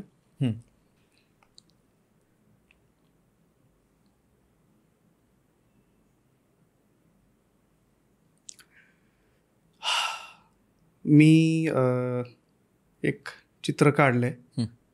त्यात एक खूप सुंदर मुलगी आहे, खूप इनोसंट आहे आणि ती त्या चित्रातनं बाहेर आली आणि ती अशी असं समज की ती जगातली सगळ्यात सुंदर मुलगी आहे आणि ती मला सांगते की ती कधीच मरणार नाही, ती अमर आहे आणि तिच्या हातात काहीतरी आहे, ती मला प्यायला देते आणि मी पण अमर झालो आहे. आणि माझ्या लक्षात येत नाही हे की अरे हे असं काय दिलं असेल तिनं. आणि मग मी ते जेव्हा बाहेर गेलो इतर सोसायट्यांमध्ये, समाजात, शहरांमध्ये, इकडं ती कुठेही, मी तिथं सांगतो की मी आता अमर आहे. आणि मग मी एकटाच परत तिथंच गेलो आहे त्या चित्राजवळ.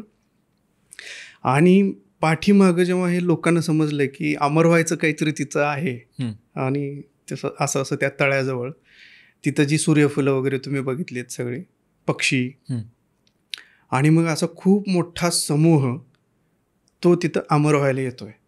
आणि मग ते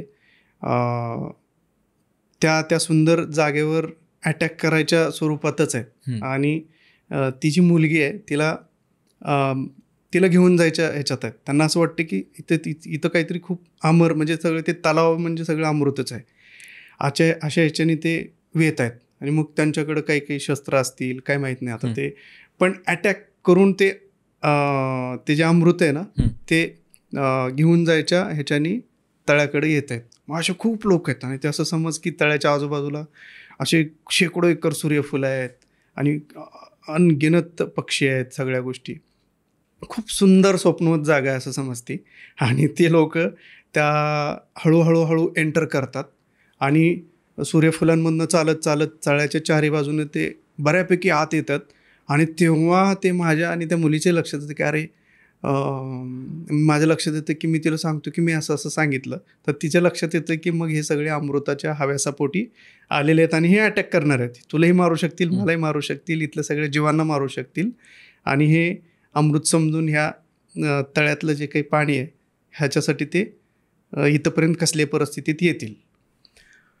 पण ते जसे मध्ये येतील ना, सूर्यफुलांच्या शेकडो असं किलोमीटर एकर्सच्या मध्ये येतील, तळ्याच्या जवळ येतील, तेव्हा जे सूर्यफुलाचे काळे बिये आहेत ना ते अचानक असे टप टप टप टप डोळे उघडायला सुरू करतील मधमाशांसारखे आणि ते अटॅक करतील.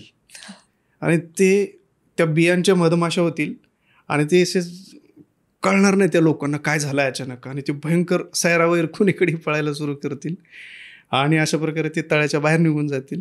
आणि हे दोघं परत खुश होतील आणि त्यांच्या जीवनात ते परत ती त्या चित्रामध्ये जाऊन बसेल. आणि परत मी तो चित्रकार ते मस्तपैकी चित्र फ्रेम करून कुठेतरी गॅलरीत लावेल.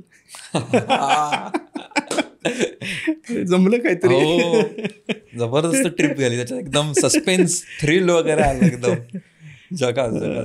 हा एक्सरसाइज करायला आम्हाला खूप आवडतं, कारण की आम्ही सिच्युएशन पण ऑन द स्पॉटच, जसं आता मी बोलता विचार करत काय मांडलं होतं.